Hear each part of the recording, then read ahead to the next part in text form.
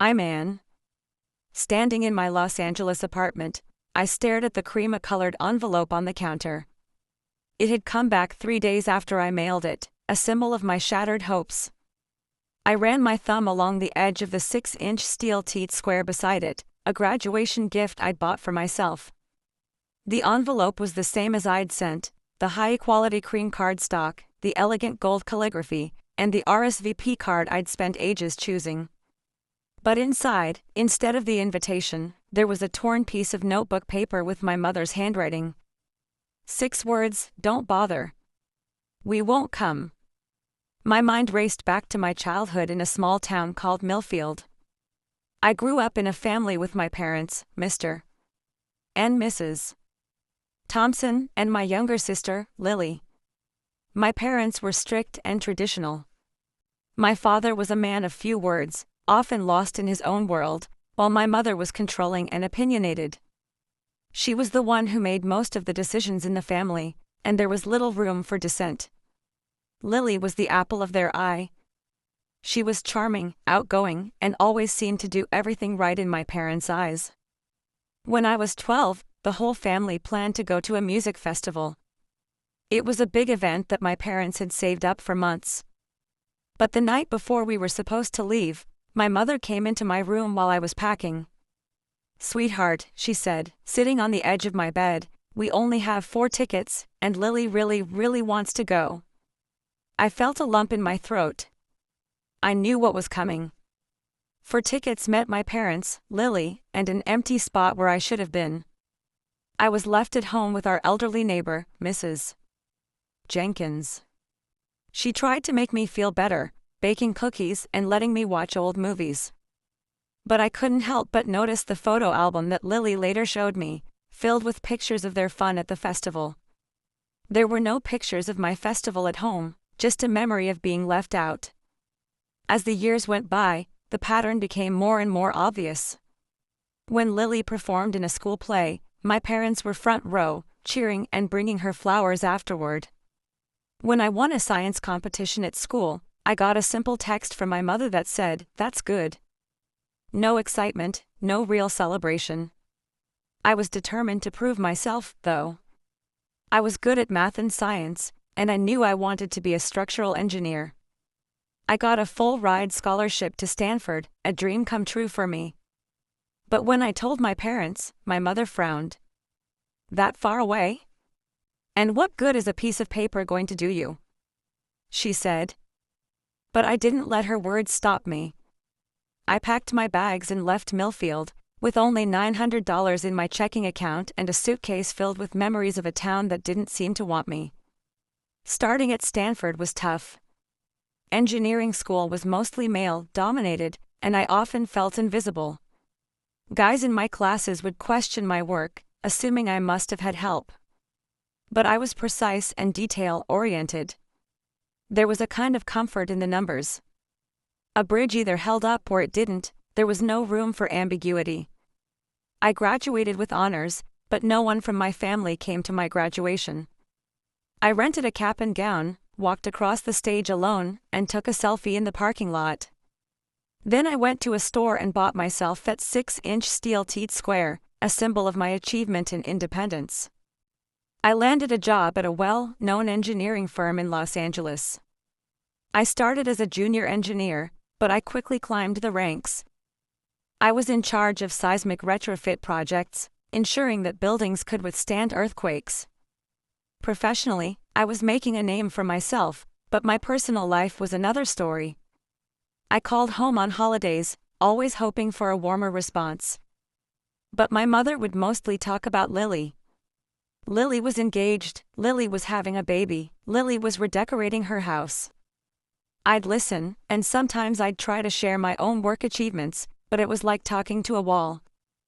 My father would just mumble a few words about the weather and then hand the phone back to my mother. Then, I met Jake. He was a software engineer, a kind-hearted man with a great sense of humor. We met at a local tech meet-up. He asked me what I loved about my job, and I told him about the certainty of engineering.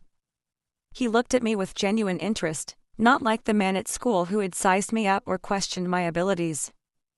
We started dating, and it was the first time I felt truly understood and loved. 6 months into our relationship, I met his mother, Mrs. Chen. She was a warm and kind woman, a retired schoolteacher. She welcomed me into her home with open arms, asking me about my family.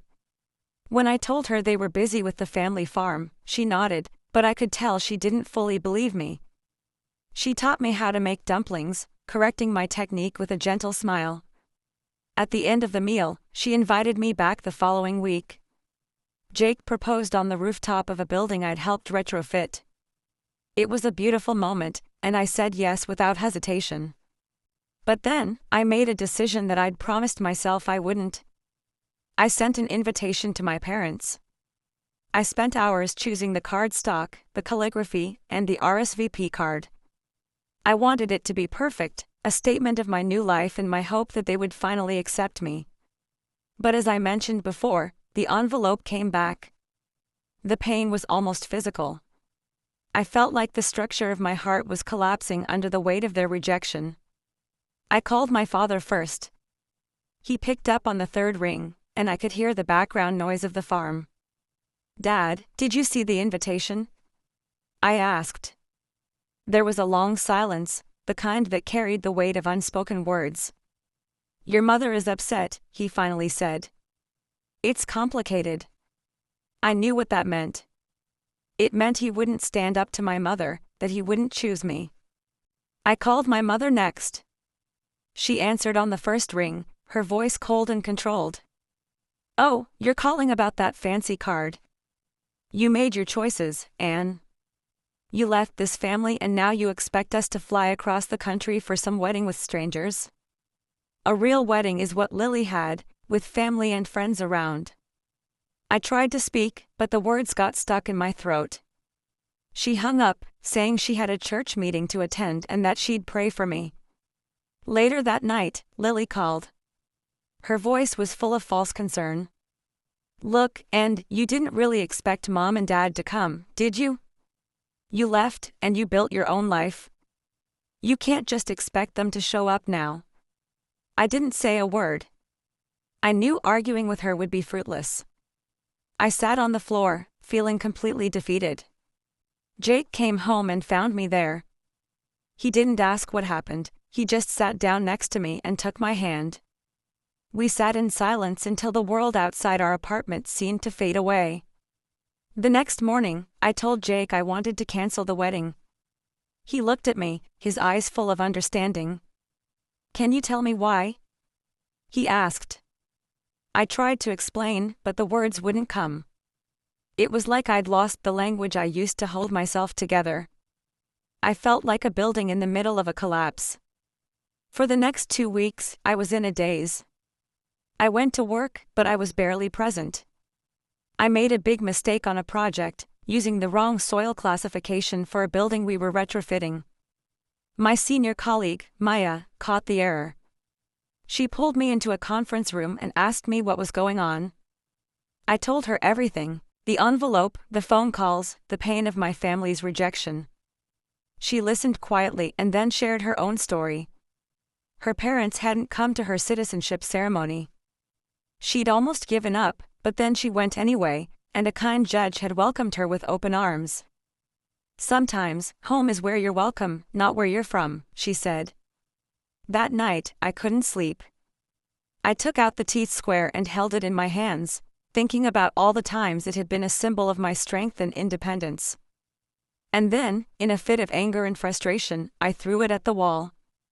It hit the drywall with a thud and stuck there. Jake rushed into the room, and I broke down in tears. He held me and said, "It matters. They're your parents, and they broke something. But I'm here, and I'm not leaving." 3 days later, Mrs. Chen came to my apartment. She brought a big pot of soup and a bag of home-made snacks.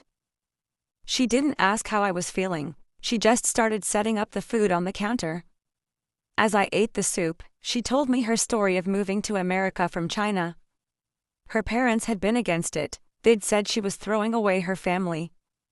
But she'd built a new life here, and when her mother finally visited years later, She'd seen the life she'd created and started to understand.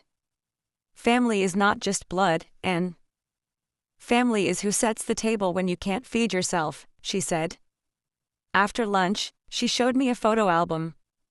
It was full of pictures of Jake's family, and there were also pictures of me. I realized that I'd been part of a family all along, just not the one I'd been trying so hard to belong to. That night, I stood on the balcony, looking out at the city. Jake came up behind me. I told him I was done waiting for my parents to choose me. I choose us, I said. We decided to go ahead with the wedding. This time, I planned it for myself. I wanted wildflowers from Millfield, the ones I used to pick by the side of the road. We worked on the menu together with Mrs. Chin, creating a fusion of Chinese and American dishes. Jake's brother, Tom, who was an accountant, helped us with the budget. The venue was a beautiful old mansion on the outskirts of the city that I'd worked on retrofitting. The owner, Mr. Harris, was so grateful for my work that he offered it to us for the wedding. I found the perfect dress, a simple silk crepe gown that moved with me. Maya and Mrs. Chen were there with me during the fitting, and their support meant the world to me.